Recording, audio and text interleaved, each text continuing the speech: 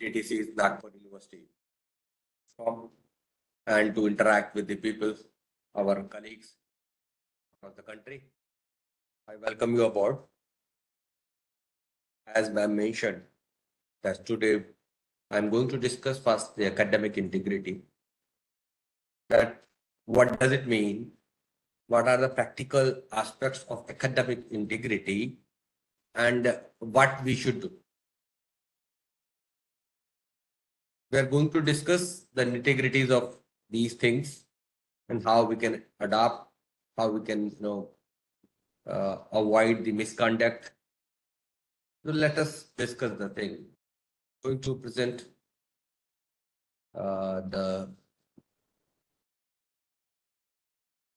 my discussion in the form of a PowerPoint presentation on just आपकी कोई भी query हो तो at any moment you are most welcome to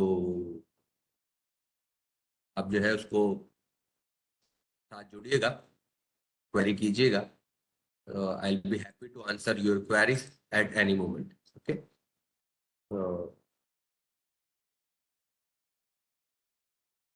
शायद आप देख पा रहे होंगे.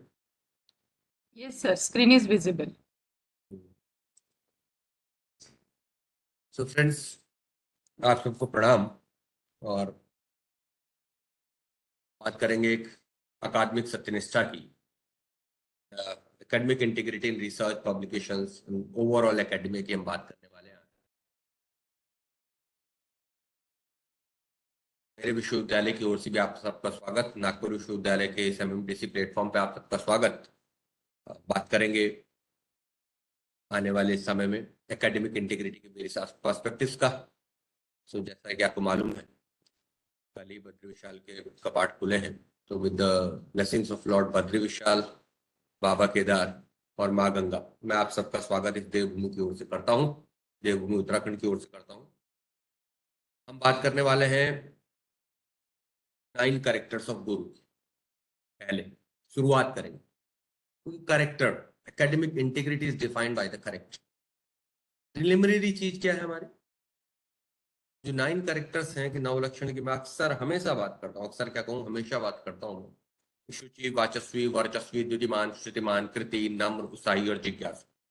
There are 9 characters. कैरेक्टर सबसे पहले communicator, personality, moral courage, memory, writer, humble, enthusiasm and curious. हमारे उपनिषद के संस्कृत के श्लोक का रूपांतरण है जो मैं आपके सामने प्रस्तुत किया. शिक्षक से गुरु बनने की एक जो तपस्या है उसमें 9 लक्षणों का होना आवश्यक है. आप ये जान ले, मान ले. The knowledge is not going to make you guru. ये बात ध्यान देने की है. बिकॉज मेयर नॉलेज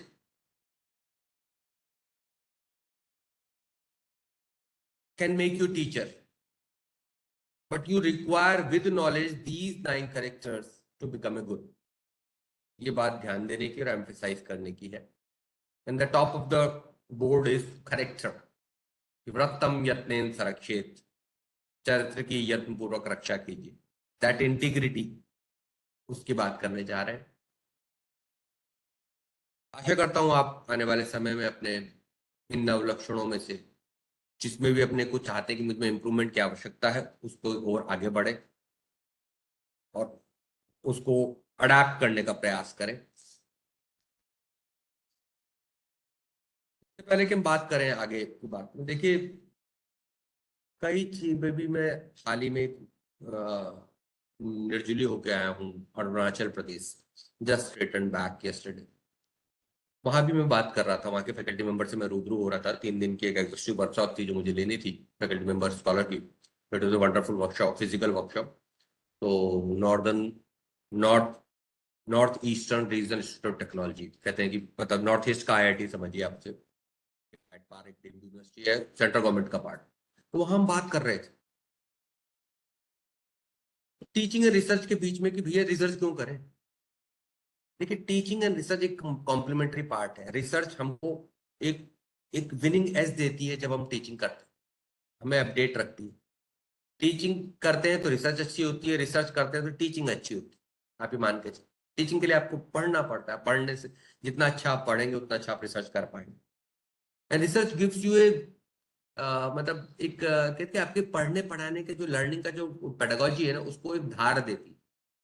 अब रिसर्च करना क्या है? कॉर्टेसी प्रोफेसर रजत अग्रवाल वो कहते हैं कि there are 3 driving factors of research: pain, wave and waste. The pain means can you identify the pain in the society, in the system, in the process। मतलब मेरे समाज में मेरी जो प्रोसेस हो रहा है या प्रोडक्ट है जो भी अंडर क्वेश्चन हम चीज को रख रहे हैं, what is the problem behind that is called. अगर मैं रिसर्च मेथोडोलॉजी के टर्मिनोलॉजी में बोलूं उसे हम प्रॉब्लम डेफिनेशन नाम से जानते हैं, और सामान्य भाषा में मैं कहता हूं पेन। मतलब समस्या कहाँ है? उस पेन को एलिवेट करने के लिए आपको जो चीज रैशनैलिटी आपके अंदर होनी चाहिए वो पेन आइडेंटिफाई होना चाहिए। पेन पॉइंट क्या क्या वो चीज है जिसको हम रिजॉल्व करने जा रहे हैं? क्या वो वाकई पेन है? क्या वाकई वो प्रॉब्लम है? Then second thing is wave. Wave means the trend of the research in the engineering, technology, biomedical, the nanotechnology, nanoparticle, nanomedicines. These are the in trend, कहते हैं in fashion। तो रिसर्च में funding वगैरह भी उन्हीं को मिलती है जो कि आप समसामयिक विषयों पर काम कर रहे होते, कॉन्टेम्पररी टॉपिक्स पे काम कर रहे हो, जो जरूरत हो समय की उस पर काम कर रहे हो। आप उस वेव पर आप चढ़े तभी आप जो है एक वो उसी टॉपिक को हमें रिसर्च के लिए चुनना चाहिए। And the third thing is waste. Waste means going for zero waste, maybe ideally, but in practical terms, waste reduction, recycling, repurposing. किस चीज का waste? Not just solid and hazardous waste. I'm talking about the waste of your laboratory, wastage of your solvent, wastage of time, wastage of money, material, machine, HR, labor, power, energy, electric. इन सब का किसी चीज, किसी process से, किसी किसी topic से अगर मैं इन चीज को कम कर सकता हूँ, वेस्टेज को कम कर सकता हूँ, चाहे वो समय हो, चाहे वो हमारे प्रयास हो, चाहे हमारी लेबर हो, चाहे ऊर्जा हो, इन वट एवर टर्म अगर हम कम कर पाए तो एक रिसर्च के लिए बहुत अच्छा रैशनल एक ड्राइविंग फैक्टर होता है। तो कितने फैक्टर बताए? Pain, wave and waste. इसी में सारी चीजें कवर हो जाती है, आप मानेंगे hypothesis. Rationality is very much important. यही हमारा कमिटमेंट शो करता है। And if, sorry to say, but if any learner has an issue with language, I am keeping it bilingual, Hindi and English. Even though if some of the learners are having the issues in understanding Hindi, maybe, then I can keep it through incomplete English. Okay, please do let me know. So now, what is research ethical excellence की हम बात करते हैं। Adhering to the highest standard of integrity, responsibility, and respect throughout the research process, throughout the academic, not just research, academic and research process. Principles, practices, behaviors in which we are ensuring honest, transparent, and accountable academic and research activities. यानी हम ईमानदारी से, transparently एक जिम्मेदार पूर्ण रवैया अगर हम अपना सके एकेडमिक एंड रिसर्च के लिए, तो वो प्रिंसिपल ऑफ प्रैक्टिस, वो व्यवहार जिस चीज को इंश्योर करते हैं उसे हम कहते हैं एकेडमिक इंटीग्रिटी, उसे हम कहते हैं ethical excellence. Now,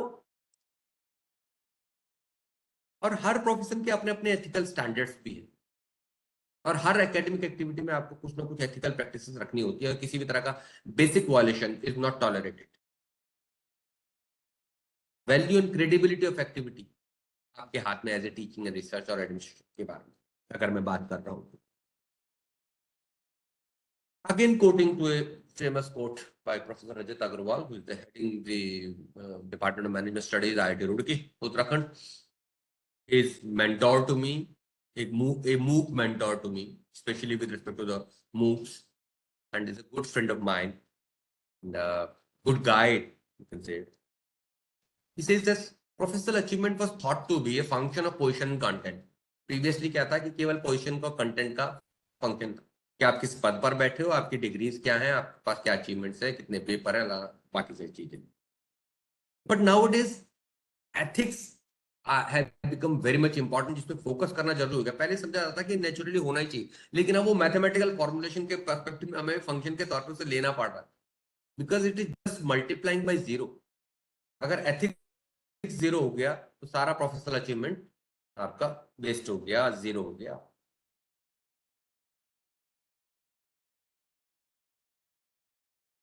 So whatever the position you are having, if the professional achievement becomes zero, आपकी पूरी करे कराई तपस्या पर, मेहनत पर पानी फिर जाता है अगर एक गलत चीज में आपका नाम आ जाता है, सिंगल गलत चीज में कोई नाम आ जाए। ऐसा हुआ है ना कई लोगों के साथ। कई लोगों ने देखा होगा अपने विश्वविद्यालय में, अपने इसमें, कि हाँ भाई क्या हो क्या रहा है। तो ये इंश्योर करना जरूरी है कि हम वाकई एथिक्स को उस दिशा और दशा में के हिसाब से देखते हैं जो हमारे प्रोफेशनल अचीवमेंट को गवर्न करे। देखिए जल्दबाजी में खासकर एकेडमिक परफॉर्मेंस इंडिकेटर की जो दौड़ हुआ करती है या अभी भी है, उसमें गलतियों की गुंजाइश नोइंगली और अननोइंगली बनी रहती है। बात करूंगा इसको और डिटेल में भी। जहां तक स्कोप का प्रश्न है, चाहे वो एकेडमिक हो चाहे रिसर्च, एथिकल प्रैक्टिस करने का या एथिक्स का एक बहुत विस्तृत स्कोप है, उस गाइडलाइंस के हिसाब से काम करना जरूरी।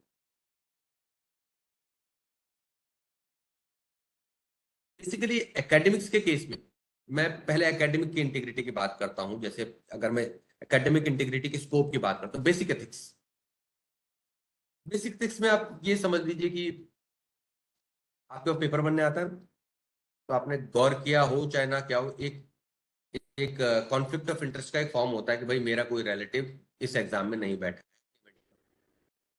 एथिक्स, आप किसी को जानते भी हैं, चाहे रिलेटिव है, कोई परिचित है खास, आप वो उसी पेपर, वही उसी क्लास का पेपर बनने आया तो आपको वो छोड़ देना चाहिए। ये एथिक्स। कई बार हम इतने रोबोटिकली काम करना शुरू कर देते कि हम चीजों को केवल एक फॉर्मेलिटी की तरह आगे चलना शुरू कर देते। साइंटिफिक कंडक्ट, साइंटिफिक मिसकंडक्ट क्या है, आपका जो वैज्ञानिक दृष्टिकोण है, वैज्ञानिक व्यवहार क्या है, आप क्या गलत व्यवहार की श्रेणी में आता है। Falsification, fabrication, plagiarism. FFP क्या कहते हैं, FFNP, ये ट्रिपलेट है, इनसे दूर रहना। बताऊंगा इसमें थोड़ा विस्तृत, थोड़ा विस्तार से चर्चा भी करेंगे। रिडंडेंट पब्लिकेशन, अब एक ही पेपर को जो है आप दो जर्नल में छाप दिए, दूसरे अधिक जर्नल में छाप दिए। कभी कभार इन द रेयर सर्कमस्टांसेस में भी case mistake, but yes it is an issue. एक मिनट, मुझे एक कॉल लेनी होगी। हाँ जी, मैं एक लेक्चर में हूँ, मैं आपसे 5 बजे बात करता हूँ भैया, ठीक है? ओके, हाँ।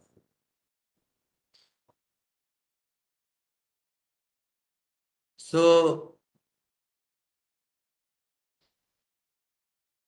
पब्लिकेशन सेलेक्टिव रिपोर्टिंग की भी मैं बात करूंगा कि भाई जो पसंद आया, जो रिजल्ट अच्छा लगा, खाली उसको मैंने रिपोर्ट किया, बाकी जो सही रिजल्ट नहीं आया उसको नहीं बताया। ये भी एक इंटीग्रिटी के अगेंस्ट चीजें हैं कि आप सही पिक्चर को पेश नहीं कर रहे हैं, है ना? कई बार क्या होता है, एज ए फैकल्टी मेंबर, अभी आप ठीक है, जब आप स्टूडेंट थे तो आपने देखा था कई बार हो सकता है सुपरवाइजर को भी उस तरह की अवेयरनेस ना हो। अब आप सुपरवाइजर बन गए, हो सकता है आपके सुपरवाइजर को अवेयरनेस, आपको अवेयरनेस होनी चाहिए कि भैया रिपोर्टिंग सेलेक्टिव नहीं होनी चाहिए, चाहे चाहे रिजल्ट सही आए चाहे गलत आए। सेलेक्टिव नहीं होगा कि कुछ करना है रिपोर्ट और कुछ नहीं करना। पब्लिकेशन एथिक्स विस्तार से और भी चर्चा करूंगा कि पब्लिकेशन एथिक्स का तो बड़ा ही आजकल जो है एक पहाड़ सा खड़ा हो गया है समस्या का। बिजनेस एक्टिविटी के तौर पे पब्लिकेशन जो है हो रहे हैं, उसमें क्या एथिक्स रखने। टीचिंग लर्निंग की इंटीग्रिटी में क्या आप तैयारी कर कर क्लास पढ़ाते हैं? आप 5-6 क्लास कितने भी साल आपको हो गए एक्सपीरियंस में, मुझे यार साल हो चुका है पूरा 22+। सो अभी एक पर्टिकुलर टॉपिक चाहे मैं उसको लगातार 10 12 15 साल से पढ़ा रहा हूँ, 20 मिनट बैठ के उसको चिंतन मनन करना और तब क्लास के अंदर जाना। आप देखिएगा, 5 क्लास तैयारी के साथ और 2 एक क्लास, 5 तो नहीं कहूंगा क्योंकि वो इनजस्टिस हो जाएगा बच्चों के साथ। एक एक्सपेरिमेंट के तौर पे 5 क्लास अगर आप तैयारी कर जा रहे हैं, 1 क्लास बिना तैयारी के साथ जाइए नए टॉपिक में। ऐसा नहीं कि वो सेम टॉपिक आप जो तैयारी पहले कर ली, नहीं, अपने सिलेबस का नेक्स्ट टॉपिक 6वां जो लेक्चर है, देखेंगे कि उसका जो आउटलाइन है अंतर कितना आपको कुछ समझ में आएगा। Evaluation integrity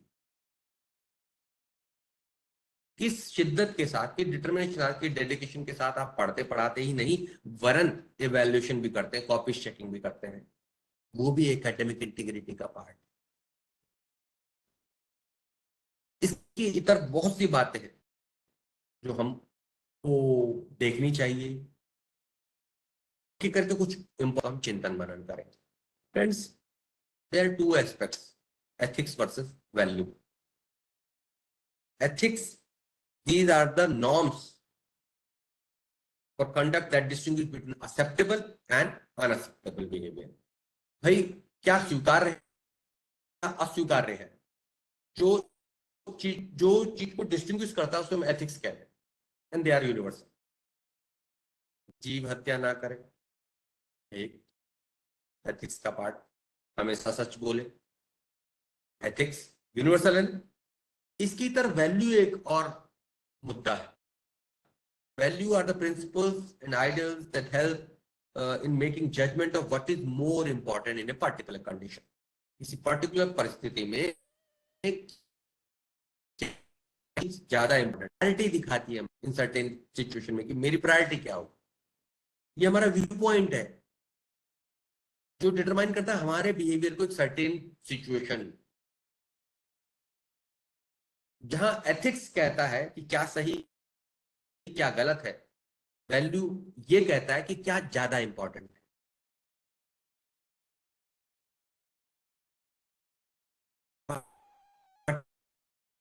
what is important, what is important, what is more important rather, I would say.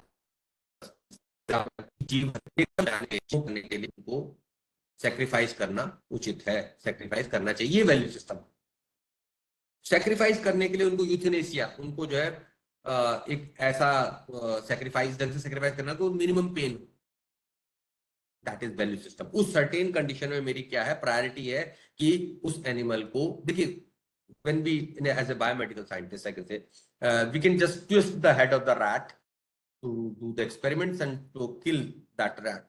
It is called killing. But what does the sacrifice means? Sacrifice means euthanasia. हम इस तरह से उसको करते हैं कि उसकी स्लो उसको पता ही नहीं चलता and the death happens, that is called euthanasia. इधर इज कॉल्ड सैक्रिफाइस एक्चुअली। वो मेरा प्रिंसिपल है कि मैं इंश्योर करूं, क्योंकि ये आप नहीं अवॉइड कर सकते। भाई क्या होगा कि कोई ड्रग मैंने इन्वेंट की, लैबोरेटरी में बना के डायरेक्ट क्या मैं ह्यूमन बीइंग को टेस्ट कर दूं? वो भी तो गलत है ना। जो ह्यूमन बीइंग जो मास्टर रेस है उसको बचाने के लिए पहले मुझे उसको टेस्ट करना है। दूसरा एग्जाम्पल, हमने कहा कि हमेशा सच बोलना चाहिए, लेकिन वो झूठ जो किसी की जान बचा सके किसी परिस्थिति में, वो कोई एक सच से भी कई गुना बड़ा होता है। ये भी सुना है ना आपने। ये वैल्यू सिस्टम है उस परिस्थिति में। अब आपके पढ़ने पढ़ाने और रिसर्च में एथिक्स और वैल्यू का डिफरेंस आप निर्धारित करेंगे। देखिए एथिक्स हम निर्धारित नहीं करते, एथिक्स तो यूनिवर्सल है, लेकिन वैल्यू हम निर्धारित करते हैं कि एक पर्टिकुलर कंडीशन में what is more important for you. But वो ग्रॉस वायलेशन नहीं हो सकता ethics. When I am talking about the ethics in research, एक बुक है गुड एकेडमिक रिसर्च प्रैक्टिसेस। जब आप यूजीसी की वेबसाइट देखेंगे ना, यूजीसी की वेबसाइट में, इससे पहले कि मैं बात करूं, मैं आपको एक लिंक भी देना चाहूंगा कि जस्ट होल्ड ऑन।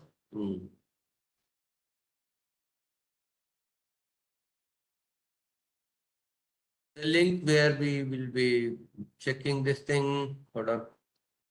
एक यूजीसी ने सितंबर 2020 में लॉन्च किया था क्लैरिवेट के साथ मिलकर, और एक बहुत ही अच्छा डॉक्यूमेंट वो लेके आए थे. Just stopping the sharing for a while. ना देखिए भाई, मैं मानता हूँ लंच के बाद थोड़ा लेक्चर अटेंड करना चैलेंजिंग होता है, पर कुछ सिंपल सिंपल बातें हैं, आप देखेंगे तो आपको ठीक लगेगा, और ये लगेगा कि हाँ मुझे जानकारी होनी चाहिए. ठीक है. या ऑडियो इंटरप्रिटेशन का कोई इश्यू तो नहीं है ना? 54. या ऑडियो ठीक चल रहा है? मुझे कंफर्म कीजिएगा. tiny.cc Sir, /. हाँ ठीक है. लिंक्स बाय सेमल्टी. मैं एक चैट बॉक्स में आपको एक लिंक दे रहा हूँ, जिसमें आपको बहुत सारे लिंक जो मैं जिक्र करने वाला हूँ या करूंगा, एकेडमिक रिसर्च, इससे रिलेटेड आपको चीजें आपको मिलेंगी. देखिए मैंने पोस्ट किया है tiny.cc /links by सेमल्टी, और इसमें मेरा एक बहुत इस बुक का जो लिंक का जिक्र कर रहा था उसका भी लिंक मिलेगा, मेरी अपनी बुक का भी लिंक मिलेगा, मेरे अपने यूट्यूब चैनल का भी मिलेगा, और कई तरह के आपको रिसर्च से रिलेटेड बहुत अच्छे अच्छे लिंक्स आपको मिलेंगे. I keep on updating. Keep इसको रखिएगा आपका, जैसे ही आप बार में डालेंगे, सर्च बार में, ये कस्टमाइज लिंक है मेरे गूगल ड्राइव पे एक डॉक्यूमेंट. ठीक. Now I was there in this good academic research practices. क्या कर रहे थे प्रैक्टिसेस में? यस. जब हम ये इंश्योर करते हैं कि honest and verified methods in proposing, performing and evaluating research कैसे करें. Reporting research results with particular attention to adherence to rules regulation. भाई रिसर्च जो है जुड़ी है आपके गाइडलाइंस से, आपके प्रोफेशनल एथिक्स, प्रोफेशनल गाइडलाइंस हो सकती है, उनको हमें स्ट्रिक्टली फॉलो करना. Following commonly accepted professional code norms, जो कि हमें करने चाहिए. तो ये एक बुक बहुत फंडामेंटल एस्पेक्ट में आपको ये जो है पॉइंट पे आपको बताती है कि what are the values and ethics in research.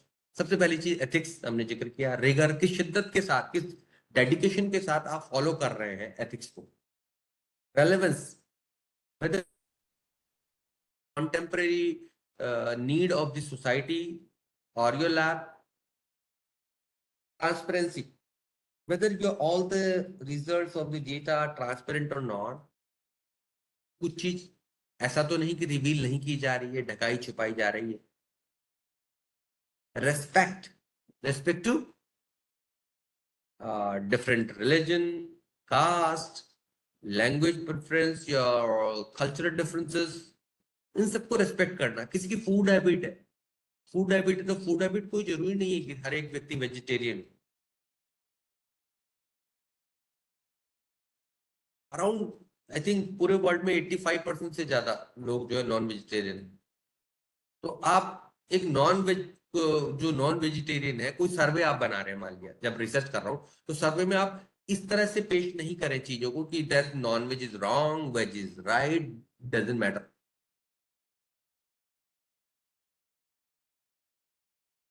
हमारे भी लिखा है ना, जीव जीवस्य भोजनम, जीव ही जीव का भोजन है.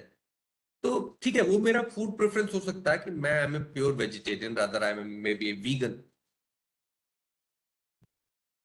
बट वो रेस्पेक्ट देना हर एक के थॉट्स को, हर एक की सोच को भी, उसके पहनने को. कोई व्यक्ति लेदर पहनता है, बाघंबर तो शिवशंकर पहनते हैं भाई. ठीक. वो अलग बात है कि जो है महादेव ये कहते हैं कि भैया मैं तो एक मरे हुए बाघ की छाल पहनता हूँ, ताकि उसको पीड़ा ना, कोई बिना पीड़ा के मैं पहनता हूँ. उनका एक शिव पुराण में एक वो है. पर किसी चीज को ना ऐसे ऑर्थोडॉक्सली नहीं देख सकते चीजों को. हमें रेस्पेक्ट करनी होगी हर एक की सोच की, हर एक के रिलीजन की, specially when we are doing the research, specially when we are in academics. जब हम कोई पठन पाठन का काम कर रहे हैं, जब हम टीचिंग का काम कर रहे हैं, चाहे रिसर्च का काम करें, we have to be impartial with respect to the gender sensitization, men women का, बॉयज गर्ल्स के लिए, या फिर impartiality towards that same caste religion, उसके रेस्पेक्ट में. इंडिपेंडेंस, क्योंकि रिसर्च अगर बायस्ड हो गई किसी रिलीजन के प्रति, किसी कास्ट के प्रति, किसी क्षेत्र विशेष के प्रति, क्षेत्रवाद का शिकार होती है, भाषावाद का शिकार होती है, तो रिसर्च रिसर्च नहीं रहती. वो डेटा जो आप फील्ड से लेके आ रहे हैं, चाहे वो लैब से लेके आ रहे हैं, उसमें अगर प्रिजुडाइज है कोई, तो दिक्कतें आएंगी, वो रिजल्ट सही नहीं मिलेंगे आपको। इंडिपेंडेंट होनी चाहिए स्टडीज, अकाउंटेबल होना चाहिए आपको। तो ये बहुत सारी बातें, ये जो मैंने 8 एस्पेक्ट लिखे हैं आपके, these have been well explained in the book which I have shared, जो कि यूजीसी द्वारा निकाली गई सितंबर 2020 में। पढ़ेगा जी, अगर एथिक्स को समझना है हमको, एकेडमिक इंटीग्रिटी को समझना है, उस पर एक बुक और भी है एकेडमिक इंटीग्रिटी पे, उसको भी पढ़ेगा यहीं यूजीसी में। जब आप यूजीसी की वेबसाइट खोलेंगे ना, टॉप राइट कॉर्नर में ई पब्लिकेशन नाम से एक नेविगेशन बार होगी, उस पर क्लिक करेंगे तो बहुत सारे डॉक्यूमेंट निकलते हैं, जो भी आपको चाहिए आप डाउनलोड कर सकते हैं फ्रीली।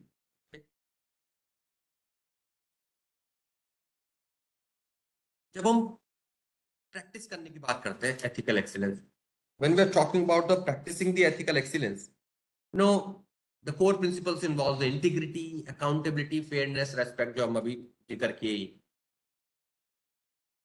एक ट्रस्ट, एक रेपुटेशन बनता है। एकेडमिया में बहुत से गुरु जो बन जाते हैं, वो लोग अर्न करते हैं ह्यूमन बीइंग, वो अर्न करते हैं मैन पावर, मतलब वो आदमी कमाता है। कहते हैं ना, आदमी ने आदमी कमाया, पैसा हर कोई कमाता है, आदमी कौन कमाता है? वो कहां से आता है? वो एथिकल एक्सीलेंस से आता है। With trust, because people start trusting you, people start believing in your reputation, believing in you, because you have, क्योंकि आपने पालन किया उसका, एथिक्स का। इनोवेशन एनकरेज होती है, और एक लॉन्ग टर्म करियर में सक्सेस आपको तभी मिलेगी जब आप एकेडमिक इंटीग्रिटी का पालन करें। चाहे वो एक्यूरेट डेटा रिपोर्टिंग हो, फैब्रिकेशन एंड फॉल्सिफिकेशन से बचना हो, किसी तरह का कोई जाली फर्जीवाड़ा नहीं करना। Data must not be invented, data invent मत कीजिए, इन्वेंट कोई चीज कीजिए, कोई प्रोसेस कीजिए, कोई प्रोडक्ट कीजिए। Data as such not to be invented. भैया मैंने ऐसा डेटा बना दिया, देखो क्या फर्स्ट क्लास करवाया, ग्रोथ कर कितना बढ़िया आया, because I have invented the data, यानी आपने डेटा जनरेट कर लिया अपने आप ही, कागजी डेटा हवा में। मेथोडोलॉजी से अडेयर करना, जो स्टैंडर्ड मेथोडोलॉजी है, planned and approved research design, consistency और रिलायबिलिटी उसमें डालना।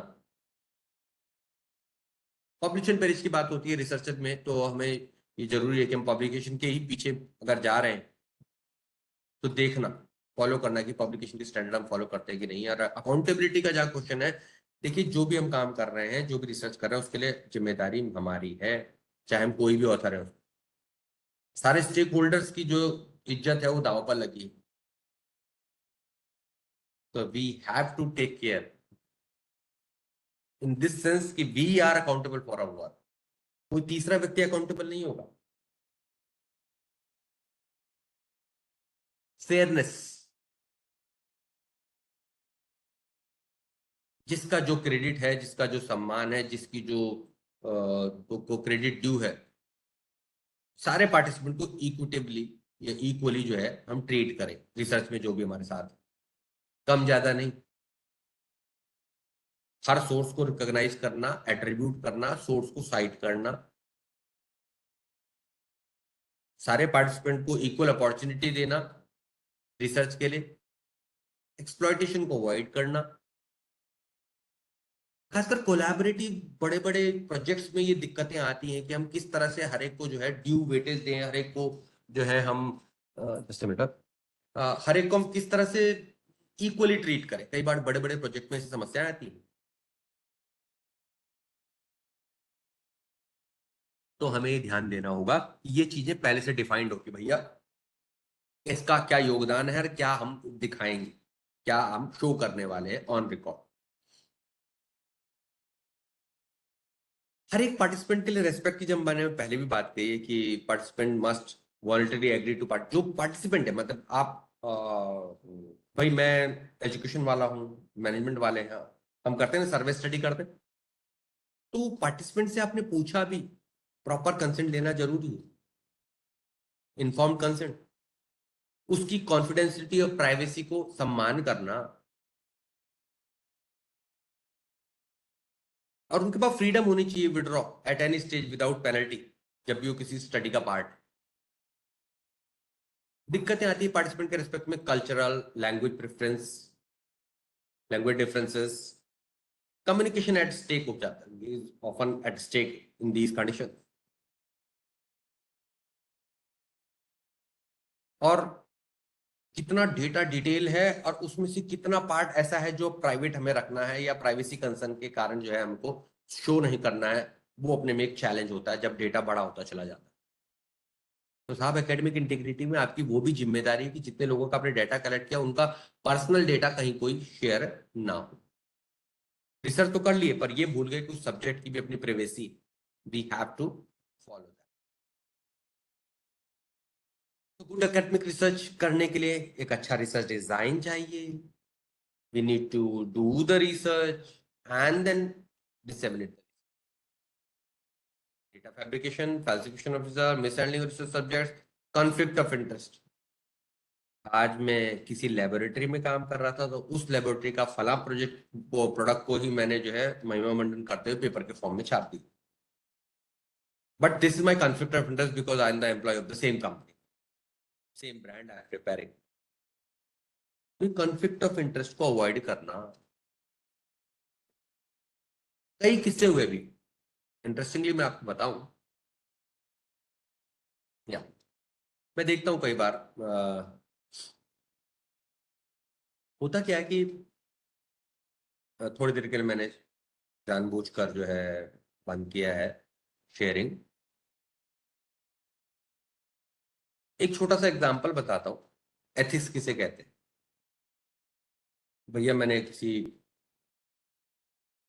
प्रोफेसर साहब को मैंने एडिटर बना दिया जर्नल का। अब लगे एडिटर साहब, हर इश्यू में उनका भी एक पेपर छप रहा है एज एन ऑथर, रिसर्च या रिव्यू, जिस वो एडिटर है, यानी फाइनल डिसीजन उनका है, एक्सेप्ट एंड रिजेक्ट। ठीक है, तो ये सीधे सीधा कॉन्फ्लिक्ट ऑफ इंटरेस्ट का जो है वॉल्यूशन। कई बार नहीं समझते लोग यार, क्या है बोला हम। देखिए एडिटर, आप एडिटोरियल आप लिख सकते हैं, वो भी एक पेज का आधा पेज का, बट उसको पेपर की तरह को आगे ले जाना भी अपने में बार बार दिक्कत का काम। ठीक है, एडिटर एडिटोरियल लिखिए, नो इशू। वैसे ही बता दूं, मैं बहुत ज्यादातर जर्नल में एडिटोरियल लिखने का रिवाज नहीं है। मैगजीन में एडिटर का मतलब होता है, जर्नल में एडिटोरियल के तौर पे उसको ये प्रैक्टिस से निकाली गई कि हाँ एडिटर का बिना रिव्यू के हो जाना है। बोला एडिटर नहीं तो लिखना है, एडिटर ने अपनी कलम, एडिटर की कलम से। भाई एडिटर लिख रहा है तो उसको कौन एडिट करेगा, उसको कौन एक्सेप्ट करेगा, रिजेक्ट करेगा। But ethically it is wrong. May be editorial के रेस्पेक्ट में मैं उसको वेव कर सकता हूँ एक बार, कोई दिक्कत नहीं, एडिटर को लिखना। बट उसी जर्नल में उसी एडिटर का रिसर्च या रिव्यू छपना, कोई भी ऑथर हो, चाहे वो फर्स्ट ऑथर हो, सेकंड ऑथर हो, थर्ड ऑथर हो, करस्पॉन्डिंग ऑथर, डजंट मैटर, ये कॉन्फ्लिक्ट ऑफ इंटरेस्ट के अगेंस्ट जाता है। यानी आपके हित तो है ना वहां पर, आप ही डिसाइड करने वाले, आप ही रिव्यू कराने वाले हो, आप ही नहीं, आप ही का पेपर। तो these are some technical issues जहां पर हमको चीजों को चेक करना चाहिए। ठीक, चलिए आगे और चलते हैं।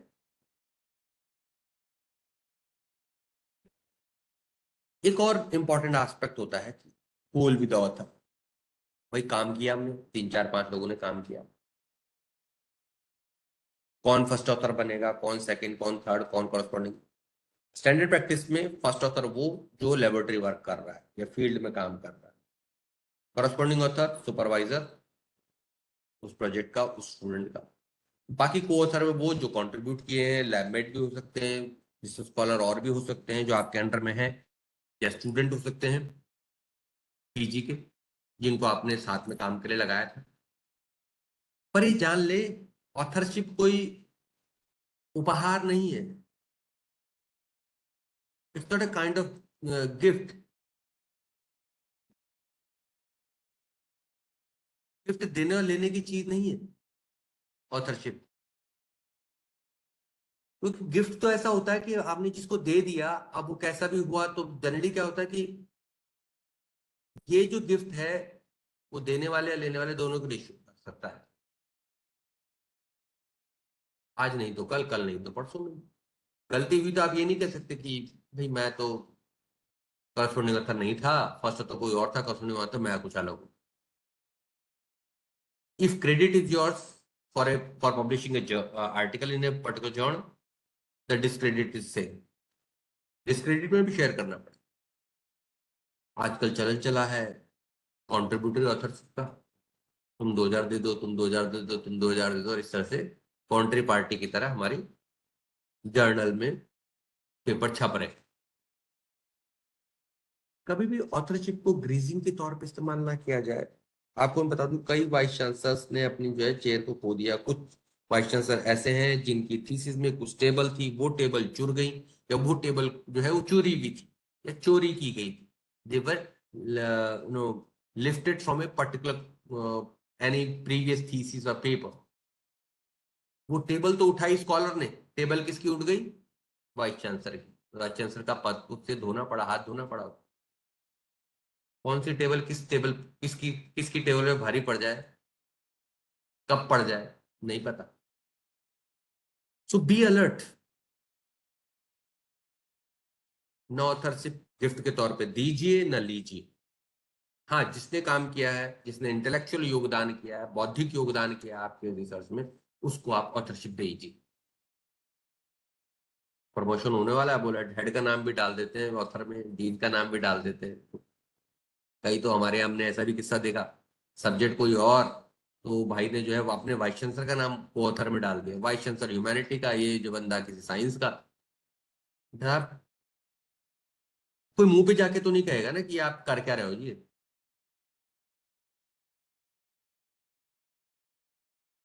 दैट्स व्हाई ऑथरशिप एक बहुत बड़ा गेम है।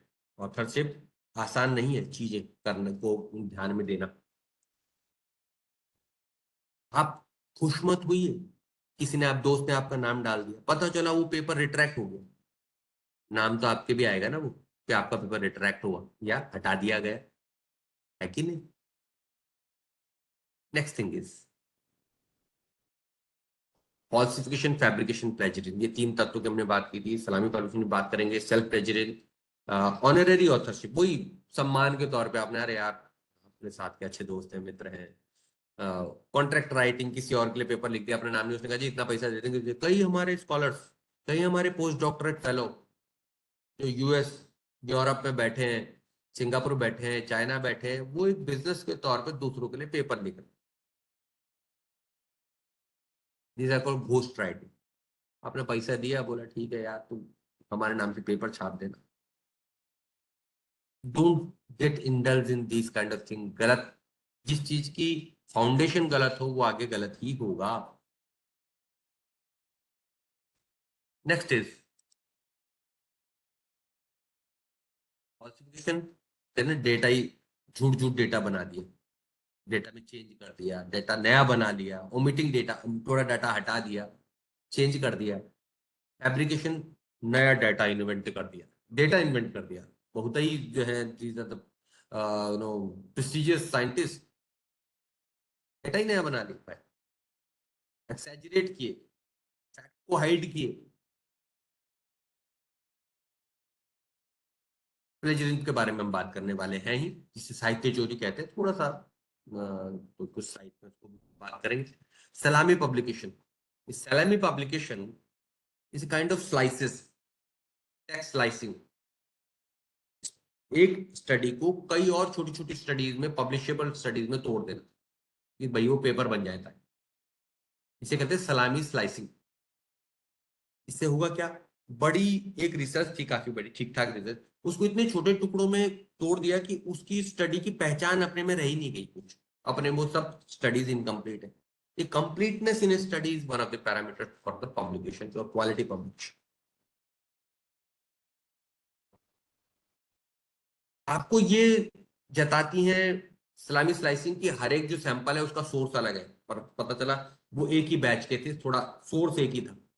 तो आप एक गलत इंप्रेशन दे रहे हैं छोटे छोटे टुकड़ों में तोड़ के कि हर स्टडी अपने में एक अलग स्टडी, जबकि वो स्टडी उस लार्ज स्टडी का एक जस्ट एक पार्ट है, और इन टोटलिटी सब कनेक्टेड। प्लेजरिज्म आने वाली कुछ स्लाइड में थोड़ा सा जाए, हालांकि हो सकता है आपको प्लेजरिज्म को पूरा बताया भी गया हो, पर मैं जस्ट क्विकली इसको सम अप करूंगा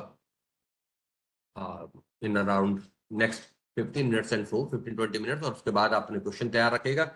आई will be there to, I will be happy to answer your queries. And in plagiarism aspect, when you are taking or reappropriating the appropriation of another person's idea, process, results और words without giving appropriate credit, दूसरे को श्रेय दिया नहीं और उस चीज को यूज कर लिया अपना बताकर, उसे कहते हैं प्लेजिंग। सबसे इंपॉर्टेंट एस्पेक्ट, सबसे मतलब commonly mistakenly adopted thing is self plagiarism. इसके बारे में भी यूजीसी का एक ऑर्डर है जो मैंने उसमें भी शेयर किया है, यहाँ भी आप देख सकते हैं कि it is called test recycling. ठीक है, अगर आप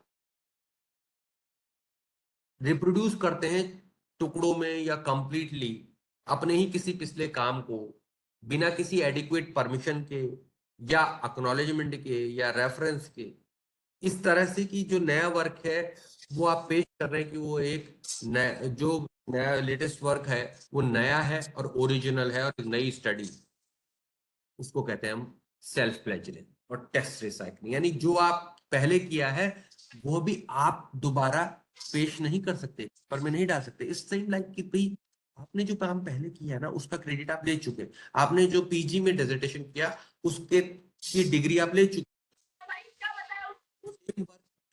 the credit cannot be taken for a single work twice or more। दो या दो से अधिक बार उसका केवल एक बार ही ले सकते हैं भाई इसका क्रेडिट आप, ऐसा थोड़ा ना, नहीं तो ऐसा होता पीजी डेजर्टेशन को आप पीएचडी में जमा कर लीजिए फिर तो। इसके लिए सबसे इंपॉर्टेंट एस्पेक्ट है, चाहे आपका अपना ही पेपर है, जहां जिस जगह छपा है उससे पहले परमिशन ले लीजिए भैया ये फिगर, ये टेबल, ये चीज मैं रिप्रोड्यूस करना चाहता हूँ इन दैट वे।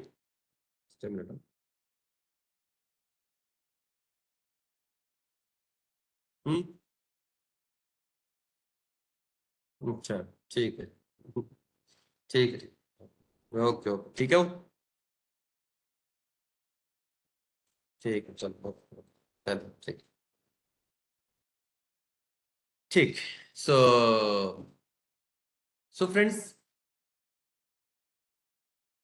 चाहे मेरा ही काम है ना, अच्छा किसी कोई कोई ये बात किसी को अटपटी लगी कि मैं अपना पहला काम जो है क्यों ना सेव करूं, अपने फिगर लिखने में क्या इश्यू है?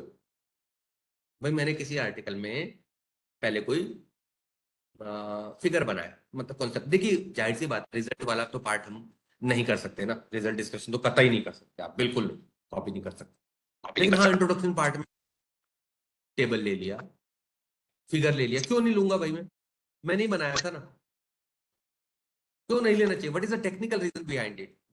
Can someone suggest? और कुछ इस पे लाइट डाल सकता है कुछ? क्यों नहीं करूं मैं? क्या चीज मुझे रोकती है टेक्निकली? क्या चीज रोकती है आप? भाई मैंने एक चीज, एक फिगर था, वो एक जर्नल में, एक आर्टिकल में, एक रिव्यू आर्टिकल के में फॉर्म में छप गया, एक फिगर, मैं उसी फिगर को मैंने ही बनाया भाई, मेरा ही पेपर है, मैं ही करस्पॉन्डिंग ऑथर हूँ, मैं ही मेन ऑथर हूँ, क्या दिक्कत है? मैं दूसरे में छाप देता हूँ, दिक्कत क्या है ये बताया मुझे, क्या प्रॉब्लम है? क्यों नहीं सर करूं? At the time of publication हम कॉपीराइट ट्रांसफर करते हैं, तो जिनको किया हुआ है वहां से परमिशन लेनी पड़ती है। किसको देते हैं हम? पब्लिशर यानी को। उसमें राइट किसका है, ऑथर का कि किसी पब्लिशर और का का? होता है, आफ्टर पब्लिकेशन पब्लिशर का होता है। क्या एग्जैक्टली वर्षा मैम बिल्कुल सही बोले कि एक्चुअली साहब हम अपने कॉपीराइट स्टेटमेंट में उसका जो राइट है, उस पूरे कंटेंट का राइट हम किसको दे चुके हैं? पब्लिशर। इवन आप बुक भी जब लिख रहे होते हैं तो बुक का राइट आप किसे दे चुके होते हैं? पब्लिशर। अब ऐसा नहीं हो सकता कि उसका आपने रिवाइज वर्जन निकालना है तो किसी दूसरे पब्लिशर के साथ निकाल लिए, जी नहीं। इसलिए हमेशा एग्रीमेंट जरा ढंग से पढ़िए, या तो आपके पास ऑथर का आपके पास वो है। देखिए कई क्रिएटिव कॉमन में जो वो होते हैं जो तो वैसे भी लिए जा सकते हैं, उनमें ऑथर का लाइसेंस रहता है। तो टेक्निकली और लीगली अगर मैं कहूँ, लीगली हमने खुद अपने हाथ काट के दे रखे हैं एक तरह से एग्रीमेंट के तौर पे कि भैया ये जो मेरा मटेरियल है ये आपका हुआ, आज से कॉपीराइट दे दिया। तो legally I can not reproduce my own work until I get the permission from the publisher who is the copyright owner of my content, previous content. समझे? It doesn't hold true for the content जिसका जो creative common में, आपने कहीं देखा हो कई journal पूरा टेक्स्ट एक साथ दे देते हैं, क्रिएटिव कॉमन में होता है, कॉपीराइट नहीं होता, आप यूज कर सकते हैं, वहां परमिशन की आवश्यकता नहीं। ध्यान रहे बात क्या कह रहा हूं, परमिशन की आवश्यकता नहीं है, आपको परमिशन लेने की आवश्यकता नहीं, केवल आपको रेफरेंस देना होता है और उसी लाइसेंस का पालन करना होता है जैसा क्रिएटिव कॉमन में लिखा है। तो in this way creative common आपको अलाउ करता है बिना परमिशन के टेक्स्ट को यूज करना, रीयूज करना। लेकिन क्रिएटिव कॉमन लाइसेंस जिसे हम कॉपी लेफ्ट मूवमेंट कहते हैं, I hope someone might have no elaborated this to you earlier, और नहीं है तो कोई और बताएगा भी शायद। बट ये समझना लीगल चीजों को, ये बहुत जरूरी है। ताकि मैंने आपको पहले ही बताया कि वाइस चांसलर को अपनी टेबल जो है, अपनी टेबल चेयर को उनकी उठ गई क्योंकि उनके स्टूडेंट ने अपनी थीसिस में किसी और बंदे की टेबल को इंक्लूड किया था। ये टेबल अलग है, वो टेबल अलग है ना। तो मतलब ये हुआ कि स्टूडेंट की गलती से वाइस चांसलर को अपनी पोस्ट होनी पड़ी, जस्ट ड्यू टू इग्नोरेंस में भी। भाई वो अब मजे की बात है, वो केवल लिटरेचर रिव्यू की टेबल थी, सिंपल सी, नॉट कोई रिजल्ट वगैरह की टेबल नहीं। जब आप बड़े पद पर पहुंचते हैं तो छोटी गलतियां भी अक्षम्य अपराध होती हैं, प्लीज डू अंडरस्टैंड। जब तक असिस्टेंट प्रोफेसर लेवल पे है ना, जब तक किसी पोस्ट पे नहीं है ना, किसी पदवी पे नहीं है, बट तब तक कोई पूछने वाला नहीं। उसके बाद आपके शुभचिंतक ही आपकी पत्रियां खोले। इसलिए ऐसी गलती ना दें, ना किसी को ऐसा मौका दें, so that your career is at stake. Okay, चलिए आगे चल। तो next thing is self plagiarising को हमने समझा। तो मुद्दा क्या है, आपको परमिशन लेनी चाहिए, रेफरेंस साइट करना चाहिए सेल्फ प्लेजरिंग से बचने के लिए। साइटेशन का एक भी एक पैटर्न है। Academic integrity also lies in कि हम जो है कि आपको जो है साइटेशन के मैनिपुलेशन नहीं करनी चाहिए। अपना आप साइटेशन कई बार जो है एआई से लिखवा लेते हैं लोग, पता चला एआई भाई साहब ने, चैट जीपीटी भैया ने या परप्लेक्सिटी ने अपने आप ही रेफरेंस बना दिया, एक हाइपोथेटिकल रेफरेंस बना दिया जो एग्जिस्ट ही नहीं करता। ये साइटेशन का मैनिपुलेशन जो है रेस्पॉन्सिबल साइटेशन बिहेवियर की परिभाषा के अगेंस्ट है, गुड साइटेशन बिहेवियर जिसे कहा जाता है। अच्छे साइटेशन से आपके पब्लिकेशन को क्रेडिबिलिटी मिलती है, ये भी एथिक्स का पार्ट है साहब। आपको प्लेजरिज्म से मुक्ति मिलती है when you site properly. Citation बहुत इंपॉर्टेंट है, आप कहां से आप बात ले रहे हो, किसकी बात का हवाला दे रहे हो, किस पेपर का हवाला दे रहे हो, किस पेपर को कोट कर रहे हो। इससे आपको आपका रिसर्चर आपके वर्क को ज्यादा अच्छे ढंग से पढ़ पाता है। लिटरेचर और सिस्टमैटिक रिव्यूज को में बहुत हेल्पफुल। मैं लिटरेचर रिव्यू की बात नेक्स्ट सेशन में करने भी वाला हूँ थोड़ा। तो सेल्फ साइटेशन से बचे। ऐसा नहीं है कि पता चला में से 15 तो रेफरेंस आपके जो है सेमल्टी जी के पेपर में सेमल्टी जी के ही है, तो वो नहीं चलेगा। देखिए स्टैंडर्ड प्रैक्टिस ये है, जो क्लैरिवेट की साइट दिखा रहा हूं मैं, क्लैरिवेट जो एजेंसी है, वो टाइम टू टाइम इस तरह के अवेयरनेस वाले वो करवाती रहती है, फ्री वेबिनार करवाती रहती है। मैं भी करता रहता हूँ जब जब समय मिलता है। तो उसी का एक साइट को मैं कोट कर रहा हूँ कि 10 से 15% मैक्सिमम, उससे ज्यादा रेफरेंस आपके खुद के नहीं होने चाहिए आपके पेपर में। वो भी तब जब बहुत जरूरी हो। वो भी ऐसा नहीं कि 10% तो बेंडे ही बेंडे ना, just to increase my citation, no, do do that. Even अगर आपको कोई रिव्यूअर अननेसेसरीली किसी पर्टिकुलर रेफरेंसेस को साइट करने के लिए बाध्य कर रहा है, तो you can report to the editor in chief कि भैया ये रेलेवेंट नहीं है, it is against the ethics. हो सकता है उसके खुद के पेपर हो, साइटेशन कराने के लिए आपको बाध्य कर रहा हो। तो don't go, be with A backbone. आपकी अच्छी बैकबोन होनी चाहिए, मैन ऑफ प्रिंसिपल। आपको उस प्रिंसिपल, ठीक है मैं क्यों करूं गलत चीज, मैं नहीं करूंगा ना। छोटी सी बात, आगामी 2-3 स्लाइड में प्लेजिज्म का जिक्र करेंगे कि दूसरे के काम को अपना बताकर आगे सरका देना।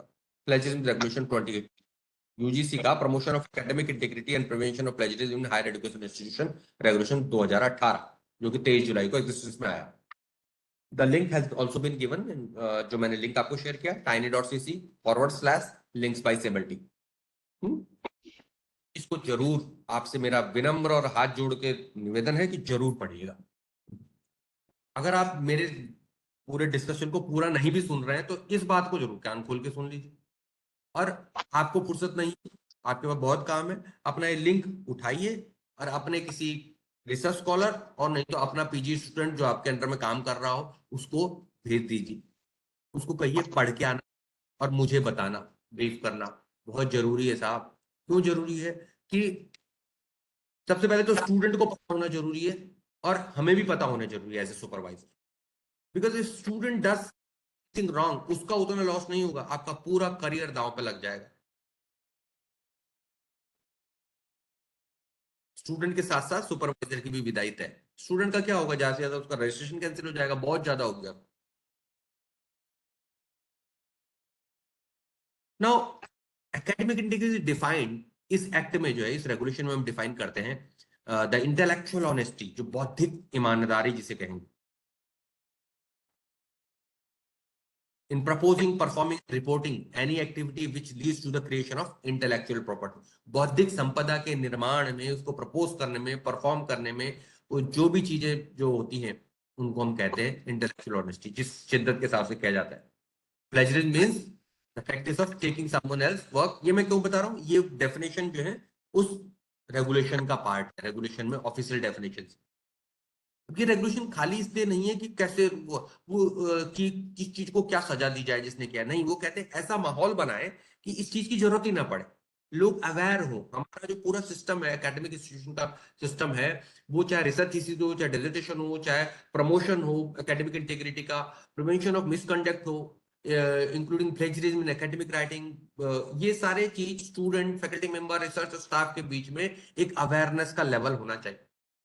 इंस्टीट्यूशन में एक मैकेनिज्म होना चाहिए इस ट्रेनिंग का, इस एजुकेशन का, कि ताकि हम responsible research and academic behaviour को थीसिस, डिसर्टेशन, प्रमोशन के रेफरेंस में हम सीखें, समझें, क्या स्टैंडर्ड प्रैक्टिस है ये समझें, और एक सिस्टम बनाना कि अगर कुछ गलत हुआ है तो पनिश किसके किया जाएगा और कैसे किया जाएगा, ये लास्ट में आता है। हर एक इंस्टीट्यूट में कहा गया है कि हर डिपार्टमेंट में एक DAIP, departmental academic integrity panel होना चाहिए, तो रिपोर्ट करेगा institutional academic integrity review board को।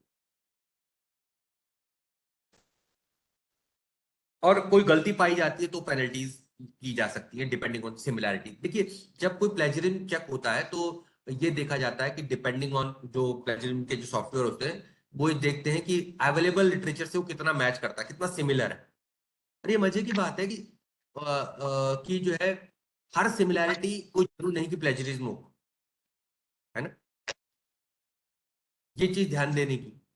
अब सिमिलैरिटी में जो डिटेक्शन सॉफ्टवेयर हैं या चीजें हैं, और या उसके इतर आपकी चीज को आती है तो सारे कोटेड वर्क जो डबल कोट में लिखे हैं, सिंगल कोट में अंदर है, उसको एक्सक्लूड किया जाता है, वो सिमिलरिटी में काउंट नहीं होता।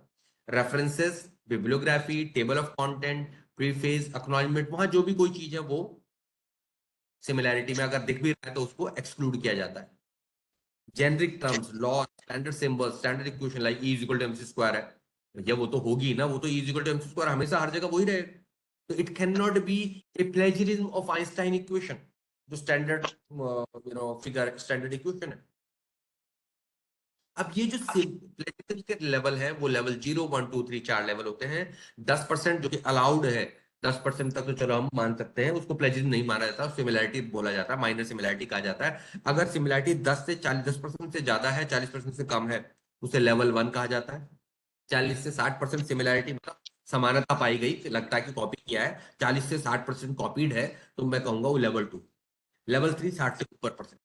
अगर इनकी बात करें कि जो पेनल्टीज की बात करें स्टूडेंट के रेस्पेक्ट में, 10% तक कोई पेनल्टी नहीं है। जो institutional academic integrity panel IAIP, ये पेनल्टी को डिसाइड करता है। लेवल 1 पर जो पेनल्टी स्टूडेंट के लिए है कि उसको वापस से अपनी थीसिस को 6 महीने के अंदर जमा करना होगा रिवाइज करके, यानी 6 महीने तक उसको थोड़ा मतलब एक मैक्सिमम 6 महीने के भीतर भीतर वो कभी भी कर सकता है, वो अगले महीने ही कर दे। 10 से 40% में कहा जाता है कि हाँ भाई करके ले आओ, फिर चेक होगा, ऐसा नहीं कि चेक नहीं होगा, फिर चेक होगा। लेवल 2 40 से 60% आया तो उसे 1 साल तक वो रिवाइज मैन्युस्क्रिप्ट जमा नहीं कर सकता, 1 साल के बाद करेगा, यानी उसे 1 साल की सजा मिल गई, वो डिले हो गया 1 साल के लिए उसका थीसिस। 60% से ऊपर हुआ तो रजिस्ट्रेशन भी कैंसिल हो जाएगा। पता चला 10 से 40% आया था, मान लिया, दोबारा किया तो वो दोबारा 10 से 40% के भीतर आ गया, मान लिया, क्या similarity. Now the penalty for the repeated crime, repeated mistake के लेवल 2 का बनेगा, नेक्स्ट लेवल का जो है आपको क्या मिलेगा, पेनल्टी मिलेगा ऐसे स्टूडेंट। तब वो 1 साल के लिए बाहर होगा। By the way next time में 40 से 60% आया तब तो उसका कैंसिलेशन ही हो जाएगा। अब रही बात फैकल्टी मेंबर की, तो क्या करते हैं, माइनर सिमिलरिटी 10% से कम है तो कोई बात नहीं, 10 से 40% है तो आपने कोई पेपर है भाई, थीसिस तो चलिए सब पीएचडी कर चुके हैं, पीएचडी का होगा तो वही नियम चलेगा अगर कोई टीचर पीएचडी कर रहा है। बट अगर वो पेपर छापा है तो उसको पेपर को विड्रॉ करना होगा 10% के, पेपर तो विड्रॉ हर केस में करना होता है। सेकेंड स्टेप, लेवल 2 में एक एक्स्ट्रा लेना पेनल्टी क्या होती है, 1 एनुअल इंक्रीमेंट में बी स्टॉप्ड, उसकी वार्षिक वेतन वृद्धि 1 रुक जाएगी, 2 साल तक के लिए वो सुपरवाइजर नहीं हो सकता। यही चीज बढ़कर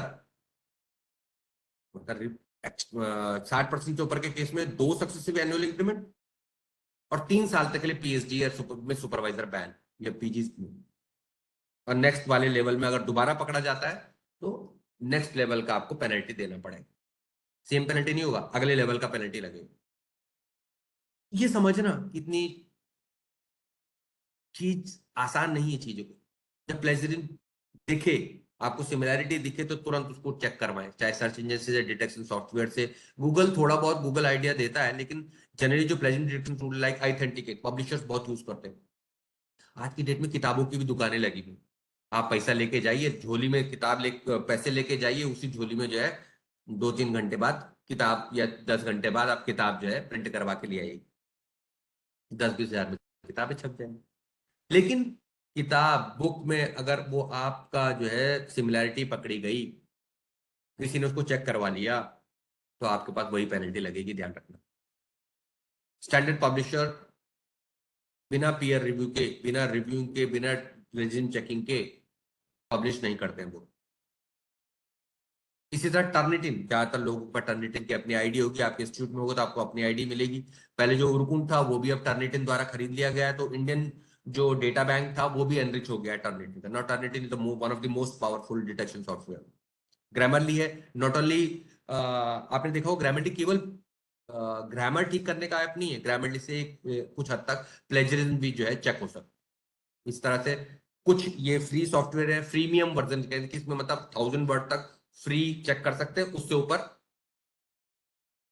you have to purchase this subscription. Okay, उनकी कलर कोडिंग वगैरह होती है, बहुत ज्यादा इसमें समझने वाली बात है नहीं, तो आप जस्ट करिए, देखिए, अपनी लैंग्वेज में लिखने का प्रयास कीजिए, अवॉइड करने के लिए रेफरेंस जरूर दीजिए, अपने आइडियाज की बात कीजिए, ये देखिए कि जो आपने आइडिया में लिखा है, कोई बातें नए ढंग से लिखी है, ओपिनियंस की है, डिफरेंट इश्यूज में जो आपके ओपिनियन है, वो आपकी ओपिनियन बिल्कुल एंटायरली डिफरेंट नहीं हो जानी चाहिए पैराफ्रेजिंग करने के चक्कर में। Generally these are the quickly मैं जाऊंगा, इसमें ज्यादा डिटेल में नहीं जाऊंगा आपके पास, जो अदरवाइज प्लेजरिज्म अपने में एक बहुत बड़ा डिस्कशन होता है। Direct paraphrasing, summarising, these are the 3 major techniques of text plagiarism को हम अगर जो लिखा हुआ है उसकी समानता को हमें अवॉइड करना है। डिटेक्शन सॉफ्टवेयर ने ज्यादा पकड़ लिया, कम करना है, कैसे करेंगे, इमेज प्लेजरिज्म को कैसे रिमूव करेंगे, एक छोटा सा उपाय, एक तरीका बताता हूँ।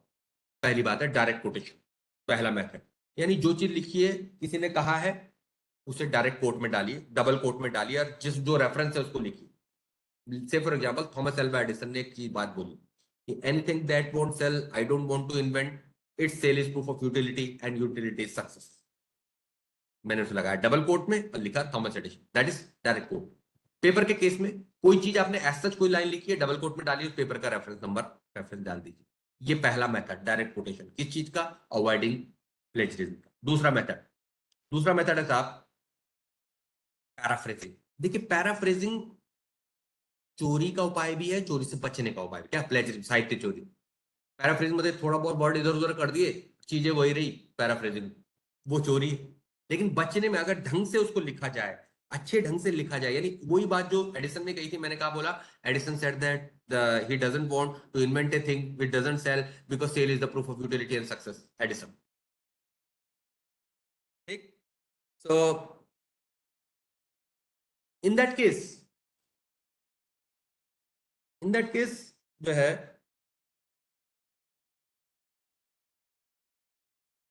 मैंने शब्दों को, शब्द विन्यास को ऐसा चेंज किया कि अपनी बात भी रखी और टोन वो चीज, वो मैसेज वही था और रेफरेंस को कोट कर दिया। कैसे कहते हैं पैराफ्रेजिंग, समराइजिंग। जब मैंने पूरे सार तत्व को एक समराइज करके अपने शब्दों में लिख दिया और रेफरेंस को दे दिया, समराइजिंग। यानी वही बात जो एडिसन ने बोली थी उसको मैंने लिखा, the successful research must be the need based one. मतलब जो जरूरत की चीज है वही सक्सेसफुल रिसर्च है, जरूरत की चीज का ही रिसर्च करना सक्सेसफुल रिसर्च। यही बात बोली थी ना, रेफरेंस दिया फिर एडिशन। तो ये 3 मेजर टेक्निक है। ज्यादा डिटेल में ना जाते हुए मैंने आपको एक सामान्य तरीके से समझाने का प्रयास किया। और प्रयास करें कि जब भी आपने टर्निटिन या ऑथेंटिकेट से हमने रन किया प्लेजरिज्म को, तो हम फोकस करें जहां एक सिंगल हाई परसेंटेज कॉपिंग हो और उसके बाद एक सिंगल सोर्स से कॉपिंग। आपको पता चल जाता है कलर कोडिंग से। उन पे काम करें बजाय एक एक लाइन पे काम करने के, जहां एक छोटा सा वर्ड आएगा नहीं, जहां ज्यादा पूरा पैराग्राफ कलर्ड हो रखा है तो उस पे काम करें। then you will reduce the percentage similarity more effectively rather than working on say one line to line। मतलब लाइन बाय लाइन काम करने के, वर्ड बाय वर्ड काम करने के बजाय मैं ज्यादा कंटेंट पे काम। अब इमेज है साहब, इमेज मैंने बनाई है, फ्लो चार्ट। मैं image I am talking about, ऐसा नहीं कि रिजल्ट का इमेज इन्वेंट कर दीजिए कि भैया ये था, ये चीज मिली। I am not talking about the result. कोई रिजल्ट की इवेंट तो जो आपने देखी, जो आपने फोटो खींची, वो ऐसा चाहनी, उसमें कोई मैनिपुलेशन नहीं करना। But I am talking about the fundamental aspect में या थ्योरेटिकल एस्पेक्ट में या इंट्रोडक्शन में, लिटरेचर रिव्यू में कुछ आप फिगर देना चाहते हैं, वो फिगर फंडामेंटली ये चला आ रहा है, you can present it in a unique way. Take the help of various apps there nowadays. तो एआई इमेजेस भी हैं जिनसे आप इमेज में अपने इनपुट देकर इमेज को जनरेट कर सकते हैं। That's okay, it's not bad, आप अच्छा बना सकते हो।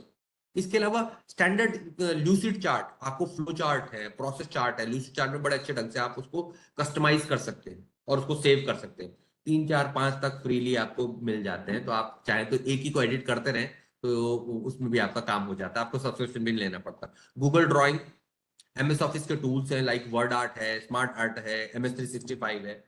आप वंडरफुल डिजाइन तैयार कर सकते हैं, specially the flow charts, ray diagram and brain mapping, trees, solution trees. इस तरह की चीजें हम तैयार कर सकते हैं which are very useful in arts, humanity, education, management, research, even the science technology के रेफरेंस में बहुत सी चीजें हमें बड़े इफेक्टिवली हम कर सकते हैं। तो ये बात हुई प्लेजरिज्म की।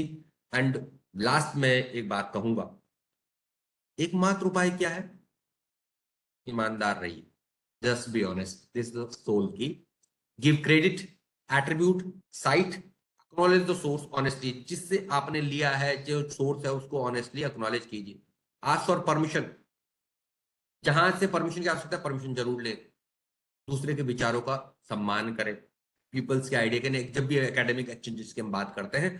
और लास्टली मैं यही बातों को विराम दूंगा। और मेरे अपना जो एकेडमिक राइटिंग का जो कंप्लीट कोर्स है, वो आप अमेजोन में जाते हैं ना, अजय सिमल्टी नाम डालिए, एकेडमिक राइटिंग नाम डालेंगे तो पॉडकास्ट के रूप में ₹0 में पॉडकास्ट प्लेयर अपने फोन में डालिए, you can enjoy my entire course. पूरा कंटेंट आपको ऑडियो बुक के तौर पे, ऑडियो के तौर पे पॉडकास्ट में आपको मिलेगा। तो एंजॉय कीजिए इसको, this the form and various aspect जो हमने डिस्कस किए हैं वहां पर भी pledging. And the book I would like to request you to recommend this book to your library. We have got a wonderful response over the globe for my book academic writing, which was released on 2021 and the 2025 का reprint भी तैयार है। This is a book in which we have covered all the research paper, review paper writing, research grant proposal writing, plagiarism की हमने बात की है, literature management की review की बात की है, book writing की बात की, and so on and so forth. Lastly, I would like to conclude with the words that Vrattam वित्त जयाति, दक्षिणो वित्तताक्षिणो वित्ततस्तु अतो। मींस हमें अपने चरित्र की यत्नपूर्वक रक्षा करनी चाहिए। धन तो आता है जाता है, धन से हीन व्यक्ति को खत्म नहीं माना जाता, लेकिन चरित्र से हीन व्यक्ति की जो है हतोहता, वो तो पूर्णतया मृतप्राय है। इसलिए जस्ट प्रिजर्व द करेक्टर। इस पब्लिकेशन की होड़ में, अपने पब्लिकेशन को बढ़ाने की होड़ में कुछ गलत मत कर गुजरिएगा जिसका पश्चाताप आप कर ना पाए, और या जो रिवर्सेबल, जो आप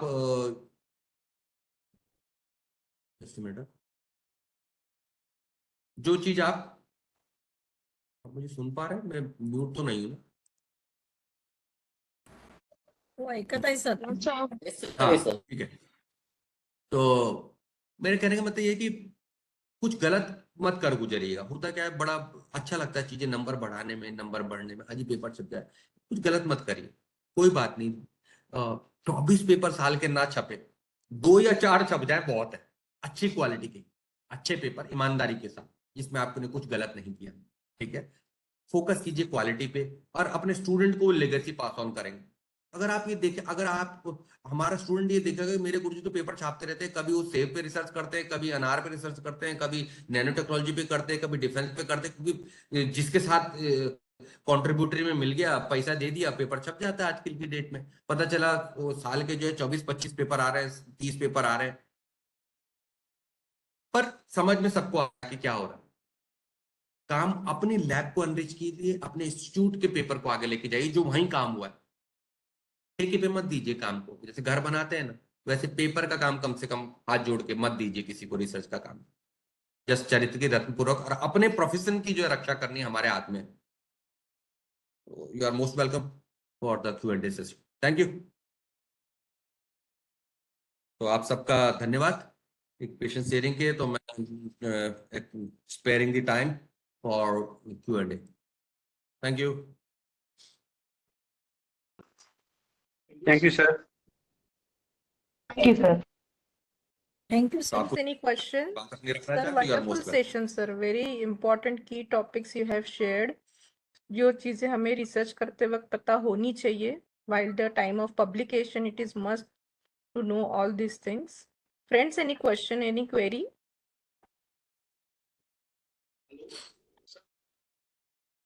हाँ जी, कहें। और जरूर बुक जो मैंने आपको लिंक दी है उनको जरूर एक बार पढ़िएगा, अपने स्टूडेंट को बताइएगा। प्लेजेंट रेगुलेशन का जो है जरूर अपने स्टूडेंट को कहिएगा कि वो पढ़ें, और जो एक इम्पॉर्टेंट उसको अंडरलाइन करें, साथ बैठ के पढ़ें, क्योंकि आपका स्टूडेंट का गलती करेगा तो भुगतना आपको पड़ेगा। आपको तो पता होना ही होना चाहिए, आपके स्टूडेंट को भी पता होना चाहिए। विद दिस मैं कहूंगा कि ये बहुत जरूरी है कि हम इस चीजों को, इंपॉर्टेंस को समझे सही समय पे। यही कारण है कि यूजीसी को एपीआई की दौड़ को खत्म करके नोटेबल कॉन्ट्रीब्यूशन पे आना पड़ रहा है, क्वालिटेटिव करना पड़ रहा है, क्योंकि क्वांटिटेटिव का फिर गेम हो जा रहा है, हर कोई उसका बिजनेस सेटअप कर दे रहा है, तो वो मार्केट से जुड़ जा रही है चीजें। अब वो अलग थ्योरी है, अलग मुद्दा है कि वो नोटेबल कंट्रीब्यूशन वाली जो कहानी 2025 रेगुलेशन में आने जा रही है, उसको इम्प्लीमेंट कैसे किया जाए। बट वो परेशान होके की गई कहानी है कि भैया एपीआई की दौड़ में एकेडमिक्स, एक्चुअल एकेडमिक्स भी अफेक्ट हो रहा है। We have just remained as a point catcher. 1 point for this, 1.4 point for this, 8 point for this, 5 point for this. No, we should be qualitative enough. Thank you. Yes, sir. Thank you so much, sir, for your first session. Sir, यहाँ पे हम break ले रहे हैं. कितने बजे मिले madam sir? Sir 10 minutes का ब्रेक लेते हैं. ठीक, Yes. Okay, Okay, sir. ठीक है madam, okay, thank you. Friends, you just refresh and take 10 minutes refreshment break. Don't leave the meeting. Stay connected. We will start our next session within 10 minutes.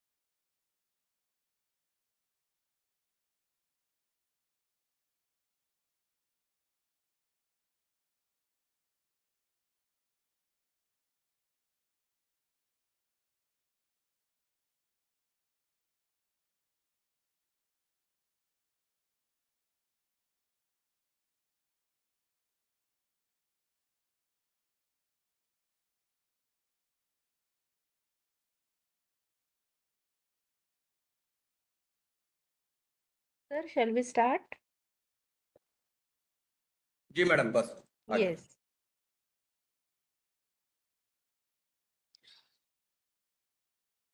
Hmm